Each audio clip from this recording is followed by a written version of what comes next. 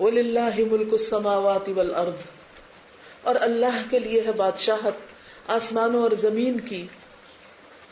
وَإِلَى اللَّهِ الْمَصِيرُ، اور اللہ کی طرف لوٹنا ہے. لوٹنے کی جگہ وہیں پر ہے، سب کو وہیں واپس جانا ہے. کیوں واپس جانا ہے؟ تاکہ ہر ایک کو اس کے کیے کا بدلہ مل سکے. اور بدلہ کیسا ہوگا؟ کہ سینگوں والی بکری سے بغیر سینگ والی بکری کو بدلہ دلوایا جائے گا اگر اس نے اس کو سینگ مارا ہوگا دنیا میں. ہر ایک اپنے کیے کا بدلہ پائے گا. کوئی اللہ کی کنگڈم سے باہر نہیں جا سکتا. وَلِلَّهِ مُلْكُ السَّمَاوَاتِ وَالْأَرْضِ. جیسے ہوتا ہے کسی کی ٹیریٹری ہوتی ہے یا کسی خاص آپ کنٹری میں ہوتے ہیں یا کسی خاص آپ کنگڈم میں ہوتے ہیں. دنیا میں بھی کنگڈمز بنی ہوئی ہے نا. تو اسی طرح اللہ کی بھی ایک کنگڈم ہے اور اس کی کنگڈم آسمان و زمین پہ چھائی ہوئی. تو اس سے تو کہیں بھاگ کے جا ہی نہیں سکتے. انسانوں سے تو بھاگ جاتے ہیں. ماں باپ کوئی پابندی لگائے تو لوگ گھر سے بھاگ جاتے ہیں. سسرال والے کچھ پوچھ بیٹھے تو گھر چھوڑ دیتے ہیں. میاں کوئی پابندی لگائے تو گھر سے بھاگ جاتے ہیں. کسی ادارے میں کوئی کام زیادہ کرنا پڑے وہاں سے بھاگ جاتے ہیں. کہاں بھاگیں گے؟ کدھر کتنا بھاگیں گے؟ اللہ کی کنگڈم سے تو کہیں نہیں بھاگ سکتے. ادھر ہی واپس جانا ہے. جو کچھ کر رہے ہو جا کے حساب ہوگا. پھر مزید اللہ تعالیٰ طریقہ کار سمجھاتے ہیں کہ کرنا کیا ہے. غور کرو، سیکھو، کائنات سے سیکھو. الم ترا، اچھا مجھے حیرت ہوتی ہے نا کہ اللہ تعالیٰ دینی احکامات قرآن میں خود کھول کے بتا دیتے ہیں اور دنیاوی کام کے لیے کہتے ہیں کہ دیکھو کائنات میں غور کرو اور وہاں سے اپنے سبق سیکھ لو.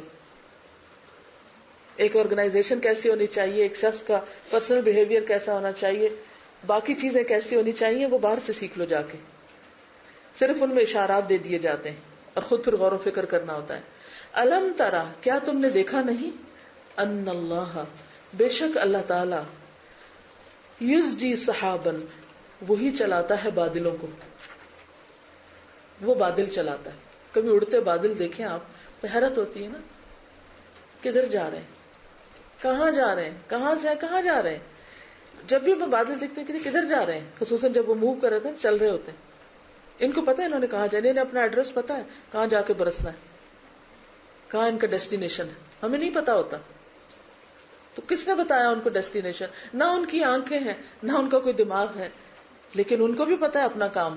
کل ان کا دال مسلاتہ تسبیح ہو، یہ اللہ ہی چلا رہا ہوتا ہے.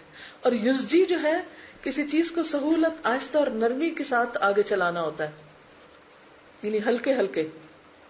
وہ ببداعۃ مزجاۃ پڑھا تھا نا، ہلکی پونجی حقیر پونجی، یعنی اس طرح کی موومنٹ، اس طرح کا چلانا کہ پتہ ہی نہیں چلتا. یعنی خاموشی کے ساتھ، کوئی شور نہیں ان میں، کوئی دھکم پیل نہیں، کوئی ٹریفک جام ہونے کا اندیشہ نہیں، کچھ نہیں. اور وہ بھی چلتے جا رہے ہیں، چل رہے ہیں. اگر چلنا آپ نے سیکھنا ہے نا، سمندر سے سیکھ لیں، جو ایک جگہ بھی ہے لیکن اس کے باوجود ہر وقت چل رہا ہے. پچھلے دن جب میں دبئی تھی تو جتنے دن میں وہاں تھی تو مجھے سی سائڈ پہ رہنے کا اس دفعہ اتفاق ہوا. بعض اوقات ایسا ہوتا ہے نا، آپ جاتے ہیں 1 دن کے لیے 2 دن کے لیے، پھر وہ آپ بھول جاتے ہیں. تو اس مسلسل میں روزانہ سمندر کی موومنٹ کو دیکھ رہی تھی، صبح دوپہر شام 3 ٹائم. کیونکہ میری طبیعت خراب تھی، کہیں اور جانا نہیں ہوتا. تو میں دیکھتی تھی کہ صبح کے وقت لہریں ایک طرف جا رہی ہیں، دوپہر کے وقت کسی اور طرف رخ کر لیا انہوں نے. اور یہ پہلی دفعہ مجھے انکشاف ہوا. میں سمجھتی تھی ہر دفعہ لہریں ایک ہی طرف آتی ہیں. ان کا رخ بدلتا تھا، ان کا رنگ بدلتا، ان کا مزاج بدلتا، کسی وقت ٹھہراؤ ہوتا، کسی وقت تیزی ہوتی. تو میں سوچتی تھی کہ یہ کون کر رہا ہے، کس کا حکم آ گیا کہ کیسے کرنا ہے. یعنی اتنے سبق ہیں اس میں کہ ایک محدود دائرے کے اندر، ایک محدود جگہ پر، حالانکہ سب سے زیادہ زمین پہ پانی ہے اور ایک مخصوص جگہ پر اس کو روکا بھی گیا ہے، لیکن اس رکاوٹ کے اندر بھی وہ مسلسل حرکت کر رہا ہے.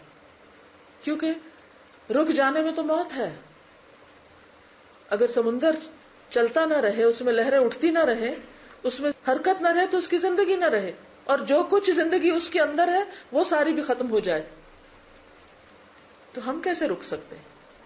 ہم کیسے کام چھوڑ سکتے ہیں؟ ہم میں سے ایک ایک کو اپنے ساتھ تہیا کرنا ہے کہ کوئی ریٹائرمنٹ نہیں، دین کے کام سے کوئی چھٹی نہیں. اسی چیز کی آرزو کریں اور اسی چیز کی دعا کریں کہ مرتے دم تک یہ سب کچھ کرتے رہیں اور ہر آنے والا دن پہلے سے بہتر ہو، پہلے سے زیادہ ہو، کیونکہ کام کرتے کرتے کرنا آسان بھی ہو جاتا ہے. تو بہرحال دیکھو اللہ کس طرح بادل چلاتا ہے، اور کوئی چھوٹا بادل ہوتا ہے، کوئی بڑا ہوتا ہے، کوئی ہیوج ہوتا ہے، کوئی کسی طرح، کوئی کسی طرح، کوئی ادھر سے آ رہا ہوتا ہے، کوئی ادھر سے آ رہا ہوتا ہے، اور پھر کٹھے ہونے شروع ہو جاتے ہیں. ثم یؤلف بینہم، پھر ان کے درمیان ملاپ ڈال دیتا ہے، ان منتشر اجزاء کو جوڑ دیتا ہے، انہیں اکٹھا کر دیتا ہے، ان میں الفت پیدا کر دیتا ہے. یؤلف کا لفظ جو ہے اللہ یؤلف تألیف سے ہے، الفت پیدا کرنا. اور یہ الفت کس وجہ سے پیدا ہوتی ہے؟ ان کی نرمی کی وجہ سے. اور اس میں کوئی بڑا اپنے آپ کو بڑا نہیں کہتا اور کوئی چھوٹا اپنے آپ کو چھوٹا نہیں سمجھتا. وہ سارے ایک مشن پہ ہیں، ایک ڈائریکشن پہ جا رہے ہیں، لہذا ان کے درمیان ایک اتحاد کی کیفیت ہے.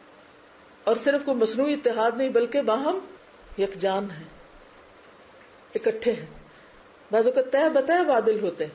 کبھی آپ جہاز پہ سفر کر رہے ہیں اور بادلوں کے اوپر سے گزرے اور پھر اندر سے گزرے اور پھر نیچے سے دیکھیں اوپر، تو حیرت ہوتی ہے کہ مختلف شکلوں کے، مختلف سائزز کے، مختلف طریقوں کے بادل ہوتے ہیں.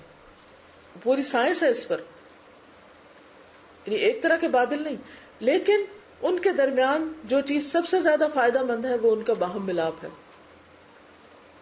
ثم یجعلہ رکاما، پھر وہ طے بتہ ہو جاتے ہیں، پھر ان کی درجہ بندی ہو جاتی، کچھ نیچے آ جاتے ہیں، کچھ اس کے اوپر، کچھ اس کے اوپر، کچھ اس کے اوپر، اور تھک لیئر ہو جاتی.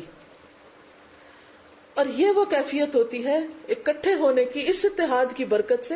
فَتَرَى الْوَدْقَ يَخْرُجُ مِنْ خِلَالِهِ، تم دیکھتے ہو کہ بارش اس کے اندر سے نکلنے لگتی.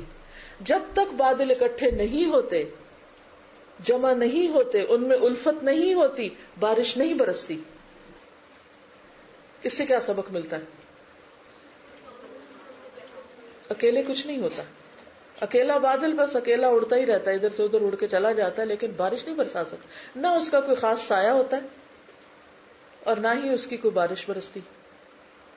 جب برستی ہے بارش تو پھر آپ دیکھیں فضا بھی صاف ہوتی ہے، زمین بھی خوشگوار ہوتی ہے، مٹی بھی خوشبو دینے لگتی ہے، اور اس سے ہریالی بھی اگتی ہے، پھول پھل پودے سایہ کیا کچھ پھر اس سے آگے نکلتا ہے، کہاں کہاں تک اس کی خیر و برکت جاتی. اور پھر پھلوں کے اندر سے بھی کیا کچھ تیار ہو رہا ہوتا ہے، کیسی کیسی غذائیں اور کیسی کیسی دوائیں، کیسا حسن. یعنی اتنے فائدے ہیں پھر اس زمین سے نکلی ہوئی پیداوار کے کہ حیرت ہوتی. کہ گھر والوں کے ساتھ اتفاق رکھیں گے، ان سے محبت رکھیں گے تو وہ آپ کے معاون و مددگار بنیں گے اور اس سے خیر و برکت پھوٹے گی. اور اسی طرح اگر کسی ادارے میں آپ کام کر رہے ہیں اور وہاں آپ کے درمیان اگر ایک دوسرے کے ساتھ ملنے کی اور ایک دوسرے کے ساتھ موافقت اور ایک دوسرے کی انڈرسٹینڈنگ ہوگی اور اپنے آپ کو الوف نہیں کریں گے تو اس سے کیا ہوگا؟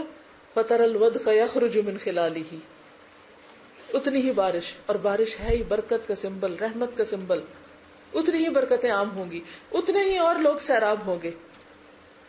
لیکن اگر دین کا کام کرتے وقت بھی یہ کردار پیدا نہیں ہوا اور میری میں ہی رہی اور میں صرف اپنی ہی ذات میں گم رہی اور اپنی ہی آئیڈینٹی کو قائم کرتی رہی، تو پھر وہ برکتیں نہیں ہو سکتی. دیکھیں ہر لیول کا بادل ہوتا ہے نا، اس کی اپنی اپنی خصوصیت ہوتی ہے، اس میں پھر اپنے اپنے طریقے کے وہ اپنا رول پلے کرتا ہے. لیکن سارے جب مل جاتے ہیں تو پھر کٹھی بارش برستی. اور ہم یہ نہیں کہتے وہ اس بادل سے بارش برس رہی، اور پھر وہ نام نہیں رہتے، پھر وہ کیا ہوتا ہے، وہ سب کا ایک مشترکہ عمل ہو جاتا ہے. اس میں کوئی چھوٹا چھوٹا نہیں رہتا اور کوئی بڑا بڑا نہیں رہتا. ہر ایک کو اپنی اپنی نیت اور اپنی اپنی کوشش کے مطابق حصہ ڈالنے کا موقع ملتا ہے اور اس سے خیر پھوٹتی ہے. کوئی پتہ نہیں کون سا قطرہ کس بادل سے گرا، نیچے جا کے پتہ چلتا ہے یہ فلانے سے گرا تھا، وہ نیچے گرا زمین میں ملا. کبھی آپ کو پتا ہوا کہ جو آپ اورنج کھا رہے ہیں یہ کون سی بادل کی، کون سی بارش کا، کون سا پانی ہے اور کس جگہ سے پھر وہ زمین سے ہو کے آپ کے اس میں منہ میں جا رہا ہے؟ نہیں پتا ہوتا. اس پر نہیں بہت توجہ ہونی چاہیے کہ کون کیا کر رہا ہے، اس پہ ہونی چاہیے کہ ہم سب مل کے کیا کر سکتے ہیں. فَتَرَى الْوَدْقَ يَخْرُجُ مِنْ خِلَالِهِ، کیونکہ ہوتا پتہ کیا، اجتماعیت میں جو اہم ترین چیز ہوتی ہے وہ ٹیم ورک ہوتا ہے، مل کے کام کرنے کی جتنی زیادہ صلاحیت کسی آرگنائزیشن میں ہوتی اتنی زیادہ خیر پھوٹتی. اور جب ہم اپنے انفرادیت قائم کرنے اور انڈیویجول پرابلمس کو بہت ہائی لائٹ کر دیتے ہیں تو اس کا نقصان کیا ہوتا ہے کہ وہ بادل بکھر جاتے ہیں، اور پھر بکھرے ہوئے بادل ان کو ہوا آتی ہے اور وہ کہاں لے جاتی ہے، وہ اڑا کے ادھر لے گئی اور وہ اڑا کے ادھر لے گئی، اور وہ اس وقت تک اڑے ہی رہیں گے جب تک وہ کسی نہ کسی چیز کا حصہ بن کے برسیں گے نہیں، وہ فائدہ مند نہیں ہوں گے. وَيُنَزِّلُ مِنَ السَّمَاءِ مِن جِبَالٍ، اور وہ اتارتا ہے آسمان سے پہاڑوں میں سے. جبال جبل کی جمع ہے، پہاڑ کو کہتے ہیں اور بڑے ٹکڑے کو بھی کہتے ہیں. تو یا تو پہاڑ مانا ہے یا پھر بڑے ٹکڑے. فیہا، اس میں، من بردن، اولے، یعنی پھر آسمان سے اولے بھی برستے ہیں. یا یہ کہ آسمان میں برف کے ایسے بڑے بڑے بادل ہیں جن کے اندر سے اولے نکلتے ہیں، کیونکہ جب بلندیوں پر بادل چلے جاتے ہیں اس زون میں آ جاتے ہیں جہاں وہ جمنے لگتے ہیں تو پھر اس سے برف اور اولے وغیرہ پڑتے ہیں. یا پھر جو اونچے اونچے پہاڑوں پہ برف جم جاتی ہے تو بعض اوقات اس سے برف کے ٹکڑے نیچے آتے ہیں. تو اس سے دونوں معنی لیے جا سکتے ہیں. فَيُصِيبُ بِهِ مَن يَشَاءُ، پھر وہ پہنچا دیتا ہے جس کو وہ چاہتا ہے. کیا مطلب؟ کیا پہنچا دیتا ہے؟ اولے، بارش یا اولے یا برف، جو وہ چاہتا ہے. وَيَصْرِفُ عَمَّن يَشَاءُ، اور پھیر دیتا ہے اس کو جس سے وہ چاہتا ہے. یعنی ان اولوں کو، کیونکہ اولے جو ہیں وہ عام طور پر نقصان دہ ہوتے ہیں. برف کے اپنے فائدے ہیں لیکن جو اولے ہیں وہ عام طور پہ پتھروں کی طرح گرتے ہیں، فصلوں کو تباہ کر جاتے ہیں. اسی طرح آپ نے دیکھا ہوگا کہ بعض اوقات ایک ہی شہر میں کچھ جگہوں پہ اولے پڑتے ہیں، کچھ پہ نہیں پڑتے. تو اللہ تعالیٰ جس پہ چاہتا ہے برسا دیتا ہے اور جس سے چاہتا ہے ہٹا دیتا ہے، جس کی چاہتا ہے زمین بچا دیتا ہے اور جس کی چاہتا ہے فصل تباہ کر دیتا ہے. پھر اس کے ہاتھ میں. اور یہاں ایک بہت بڑا سبق سیکھنے کا کیا ہے کہ بادل ہو یا بارش، اولے ہو یا پھر آگے بجلی کا ذکر ہے، یہ ساری چیزیں اللہ کے حکم کے تابع ہیں، اللہ ہی کی اطاعت کر رہی ہیں. لیکن آپ دیکھیے کس قدر افسوس کی بات ہے کہ بچپن سے ہم بارش برستے دیکھتے ہیں. پہلے تو ہم کئی طرح کی متس ہوتی ہیں وہ ساتھ شامل ہوتی ہیں، یہ ہوگا تو بارش ہوگی، یہ ہوگا تو نہیں ہوگی، اور وغیرہ وغیرہ. عربوں کے ہاں بھی بڑی جاہلی کہ فلاں ستارہ نکلے گا تو بارش برسی ہے، اس کی وجہ سے بارش برسی ہے، اس طرح کی توہمات. پھر ذرا اسکولوں وغیرہ میں جانے لگتے ہیں تو پھر سائنٹیفک فیکٹس پڑھتے ہیں تو پھر وہ پورا ایک واٹر سائیکل پڑھا دیا جاتا ہے جس میں خدا کا کہیں نام نہیں ہوتا، کہ یہ بارش یوں برستی ہے، یوں پانی اوپر اٹھتا ہے، یوں ہوا لے جاتی، پھر بادل ہوتے ہیں، پھر اکٹھے ہوتے ہیں، پھر یوں برس جاتے ہیں، پھر وہ پانی دوبارہ سمندر میں پہنچ جاتا ہے، پھر وہاں سے دوبارہ اٹھتا ہے، اور یہ سائیکل بنتا رہتا ہے. اور برف یوں بنتی ہے کہ جب بادل جو ہے وہ اوپر ایسے زون میں چلے جائیں تو پھر وہاں سے ایسے اور ایسے اتر. کہیں خدا کا ذکر نہیں ہوتا. کس قدر افسوس کی بات ہے، جو اصل کرنے والا ہے وہی بھلا دیا گیا. اور یہ ہر اس جگہ پر ہوتا ہے کہ جب جس کے لیے ہم کر رہے ہوتے ہیں نا وہ بھول جاتا ہے تو کسی چیز میں خیر و برکت اور بھلائی نہیں رہتی. تو چاہے دین کا کام مل کے کریں یا دنیا کا کوئی کام مل کے کریں، اصل غرض کیا ہونی چاہیے کہ اللہ کی توفیق سے کر رہا ہوں، وہی کروا رہا ہے اور اسی کے لیے کر رہا ہوں. جہاں اس کی ذات بیچ میں سے نکل جاتی ہے پھر چیزیں اپنی اصل مقام پہ نہیں رہتی اور اس کا وہ فائدہ نہیں ہوتا. یکاد سنا برقہ یذھب بالابصار، قریب ہے کہ بجلی کی چمک، سنا چمک، برقی ہی اس کی بجلی کی یعنی جو بادلوں میں ہوتی ہے، یذھب بالابصار نگاہیں لے جائے، آنکھیں خیرہ کر دے، اندھا کر دے. یعنی جہاں بجلی کے اندر امید کی ایک چمک ہوتی ہے وہاں اس کی شدت نگاہیں بھی اچک لیتی ہے. یہ سب کچھ کہاں سے شروع ہوتا ہے؟ بادل بننے سے. اسی سے بارش برستی ہے، اسی سے اولے برستے ہیں، اسی سے پھر انہی کے ٹکراؤ سے بجلیاں چمکتی ہیں. اور بعض اوقات بجلی کی جو چمک ہے یا بجلی کی جو پاور ہے وہ سورج کے اندر جو ہیٹ ہے اس سے بھی زیادہ ہوتی. ان کے فائدے بھی ہیں اور اگر اللہ چاہے تو ان کو انسانوں کے لیے نقصان دہ بھی بنا دے. بارش حدود کے اندر ہو تو فائدہ مند، زیادہ ہو جائے تو سیلاب. برف اور اولے حدود کے اندر ہو فائدہ مند، ضرورت سے زائد ہو جائے نقصان دہ، زندگی کا پہیہ رک کے رہ جاتا ہے. جن ملکوں میں برف ہوتی ہے وہاں جب آپ نے دیکھا ہوگا کہ جب ضرورت سے زیادہ ہو جاتی ہے تو پھر ضرورت ہو تو اللہ ہی کو پتہ کتنی برسانی چاہیے، لیکن اسی فائدہ مند چیز میں نقصان بھی ہوتا ہے. اسی طرح بجلی کی چمک، اس کے اپنے فائدے ہیں. زمین کے لیے اس سے نائٹروجن کے ذریعے جو بجلی سے بنتی ہے پھر وہ زمین کے لیے کھاد اور بہت سے زرخیزی کا ذریعہ بنتی، اور وہی جو ہے وہ انسانوں کو، درختوں کو، چیزوں کو جلانے کا ذریعہ بھی بنتی. اسی طرح اگر لوگ اللہ کے نام پہ جمع ہوئے ہیں اور اللہ کی خاطر سب کچھ کر رہے ہیں تو کیا ہوگا؟ بے شمار فائدے. اور اگر بظاہر اللہ کا نام لے رہے ہیں لیکن اللہ کی ذات بیچ میں نہیں ہے اور کام اس کے لیے نہیں ہو رہے تو پھر وہ کبھی اولے اور کبھی بجلی بن کے نقصان دہ کام بھی کرتے ہیں. تو ہم سب کو یہ دیکھنا ہے کہ ہم کہاں کھڑے ہیں، کیا کر رہے ہیں اور ہمارا رول کیا ہے، ہم سے کیا مطلوب ہے. پوری سائنس کی کتابیں پڑھنی پڑتی ہیں جو صرف ایک آیت میں بتا دیا گیا. اور 1400 سال پہلے جب یہ سب کچھ ڈسکور نہیں ہوا تھا، یقلب اللہ اللیل والنہار، الٹ پلٹ کرتا ہے اللہ رات اور دن کو، کبھی رات آتی کبھی دن، کبھی رات آتی کبھی دن. اس میں بھی بڑا سبق ہے. ان فی ذلک لعبرۃ لأولی الابصار، یقیناً اس میں بڑی عبرت ہے آنکھوں والوں کے لیے، دیکھنے والوں کے لیے بڑے سبق ہیں. اور وہ کیا سبق ہے؟ ہمیشہ دن نہیں رہتا اور ہمیشہ رات نہیں رہتی، حالات ایک جیسے نہیں رہتے، کبھی مشکل ہوتے ہیں کبھی آسان ہوتے ہیں، کبھی انسان بہت ہوپ فل ہوتا ہے، انرجیٹک ہوتا ہے، اور کبھی دل پہ ایک وحشت سی ہوتی ہے، ایک پریشانی سی ہوتی ہے. ہر روز کیفیات بدلتی ہیں، ہر روز موڈز چینج ہوتے ہیں، لیکن کیا نہیں بدلنا چاہیے؟ مقصد. اس سے نہیں پھرنا چاہیے. ایسا نہیں ہوگا کہ صرف دن رہے گا، رات بھی آئے گی، مشکلات آئیں گی، بجلی بھی چمکے گی، کڑکے گی، گرے گی، لیکن کام نہیں چھوڑنا، جو کرنا ہے وہ کرتے رہنا ہے.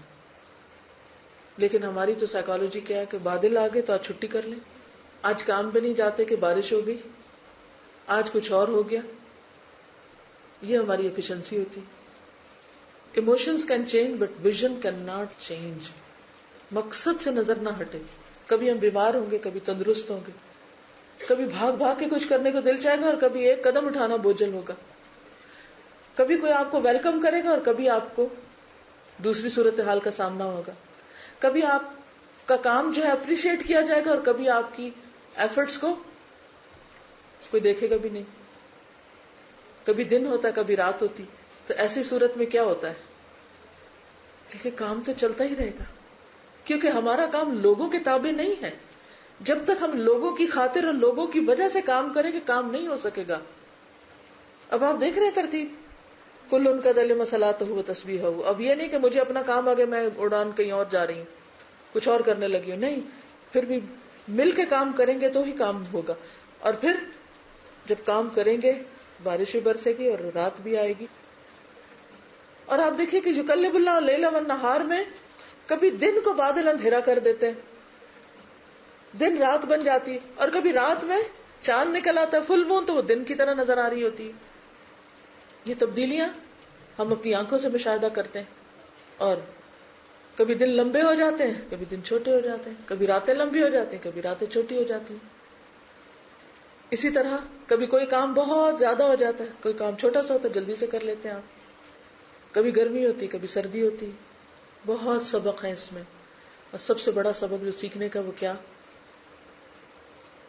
کہ رات سوئیں تو عبادت کے ساتھ، اٹھیں تو عبادت کے ساتھ. رات کی بھی صلات ہے اور صبح کی بھی صلات ہے.